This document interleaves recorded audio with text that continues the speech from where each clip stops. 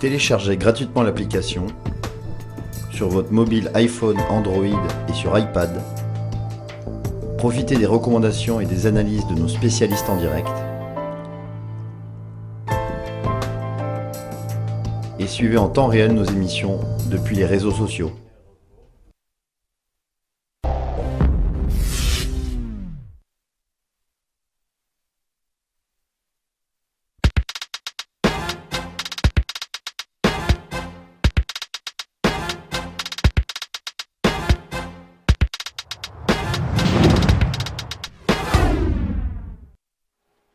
« 10h48, retour sur le plateau de Direct Investisseur. Nous sommes en compagnie par téléphone de David Furcage, le patron de iWave 360. Bonjour David.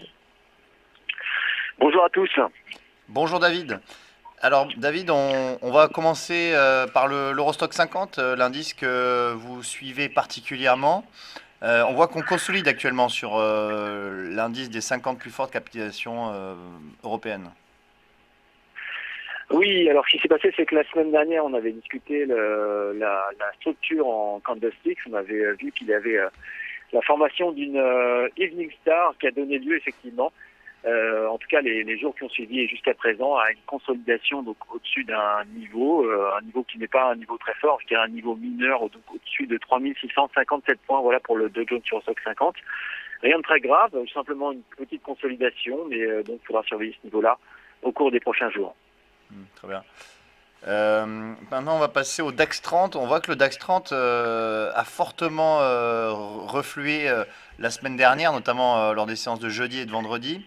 On a bien rebondi sur le support à 11 730 points. Quelle est votre analyse sur l'indice phare allemand ? Alors à peu près pareil, donc la semaine dernière, on avait observé qu'il y avait aussi des divergences de RSI, et celles-ci sont effectivement passées en action. L'indice a sensiblement consolidé au-dessus d'un niveau donc qui est de celui de 11 730, donc c'est plus haut historique.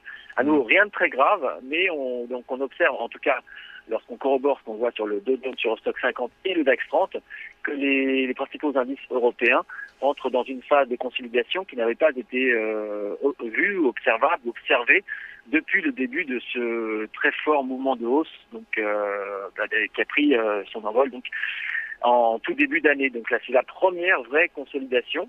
Il s'agit juste d'une consolidation, pas d'une correction profonde, mais il n'y a rien de très grave, mais voilà, c'est le seul vrai mouvement de ralentissement que l'on observe donc depuis le début de l'année.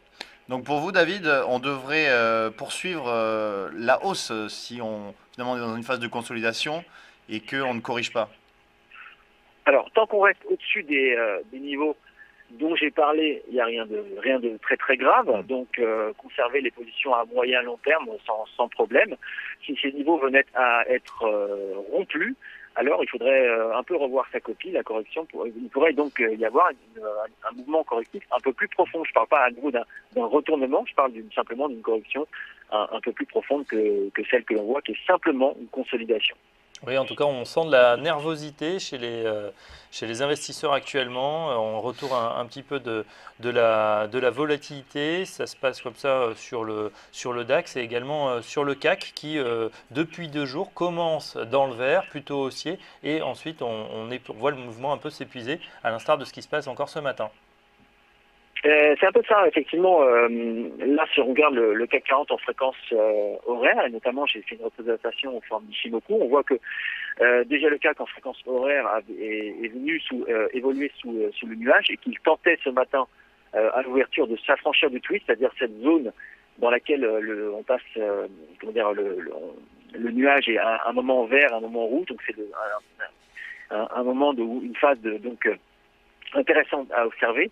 Et finalement, il a reflué sous le twist pour maintenant être à 5175 points, ce qui n'était pas le cas encore ce matin. Donc beaucoup de difficultés en tout cas pour les indices à poursuivre leur accélération. Donc tout ça milite à nouveau pour la poursuite de cette consolidation. Et tant qu'on reste au-dessus de niveaux clés, par exemple le niveau de 5140 sur le CAC, il n'y a rien de très très grave. mais pour autant, il faudra rester attentif. Ouais, 5140, donc pour vous, c'est le point à surveiller. Si, bon, on en est encore un petit peu loin, mais pour vous, c'est la zone rouge, la zone de danger. Non, franchement, je parle pas des zones de danger parce que la structure à nouveau moyen long terme reste intacte.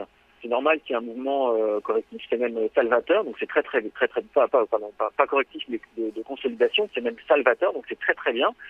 Donc je parle pas de zone de danger. Donc si c'est rompu, on ira corriger un peu plus bas, mais ça ne remettra pas encore, compte tenu de ce que l'on observe, la structure moyen long terme qui elle toujours reste très très favorable.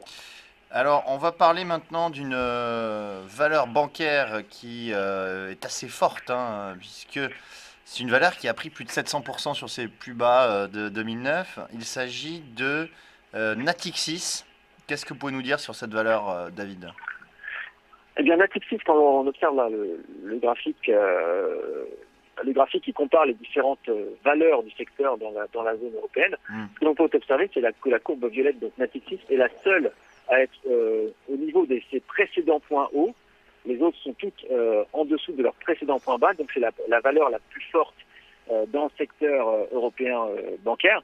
Et malgré tout, quand on corrobore cet élément avec le fait que les indices entrent en consolidation, on a aussi besoin de penser en termes de couverture.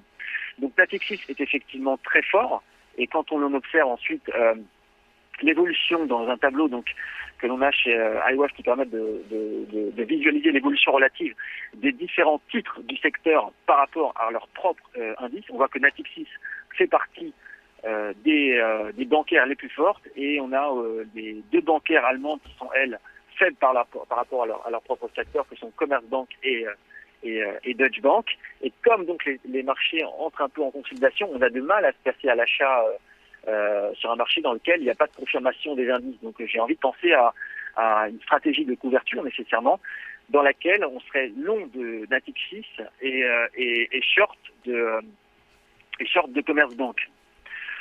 Et cette stratégie a un bon ratio rendement-risque, donc, qui est supérieur à 2, et qui pourrait être intéressante dans la phase dans laquelle les indices se situent. À nouveau, les indices ne sont pas en train d'accélérer à la hausse, ils consolident. C'est difficile maintenant de rentrer long même d'une valeur qui est forte, sans penser à la stratégie de couverture.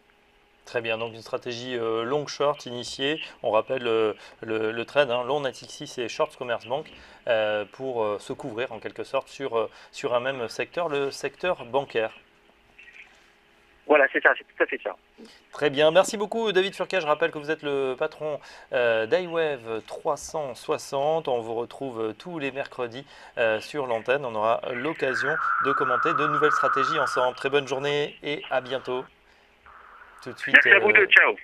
Tout de suite, la suite des programmes, ça sera le récap dans un instant.